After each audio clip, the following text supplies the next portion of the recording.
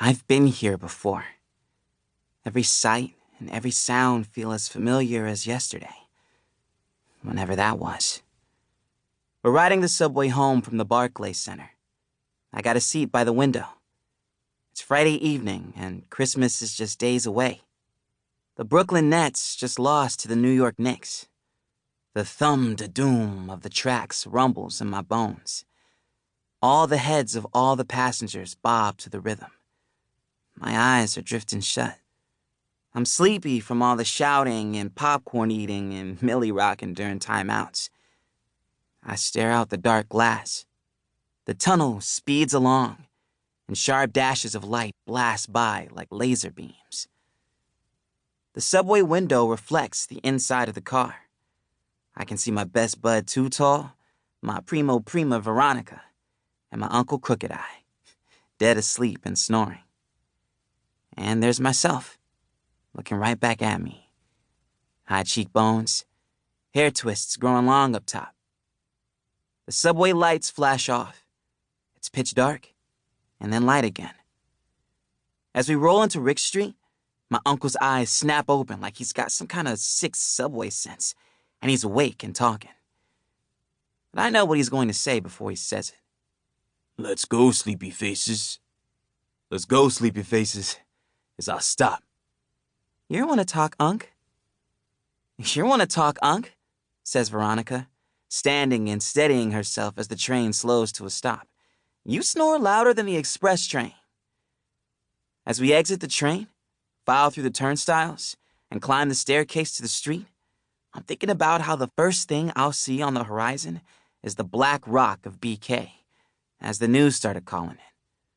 The hard crystal rock that's encased what was formerly the Mercury Theater and is now the main tourist attraction of Echo City. There's even this federal Omega team from the government that's investigating it. They've got tents set up around the Mercury, and they wear these orange vests with the letter O on the back. I guess they're trying to figure out what it is and what it's doing here and why all the blackouts, but they can't explain it. I know because I happen to be one of the very few who actually sorta can. This past summer, a big rift from another dimension called the Realm heaped out tons of raw energy that immediately crystallized into a huge, towering rock, like a mountain right smack dab on the streets of Brooklyn. I can imagine how the rock will look when I get up to the street. The sunset glowing pink, and the black crystal looking down on the brownstone roofs, shadow long in the streets like it's on stilts. Once I reach above ground and check the skyline, I see how exactly right I was. The Black Rock of BK is just how I pictured, but only for a moment. The sun soon settles all the way down, and the darkness grows and spills into the shadows of alleys and buildings. Then the lights go out. Blackness pours over us, like somebody knocked an ink bottle over on Echo City. Then, the street lamps pop back on with a flicker. Whoa, says Too Tall with a squint.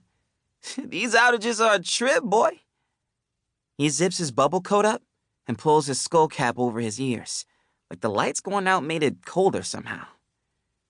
I wait a second and then raise my gloved hand.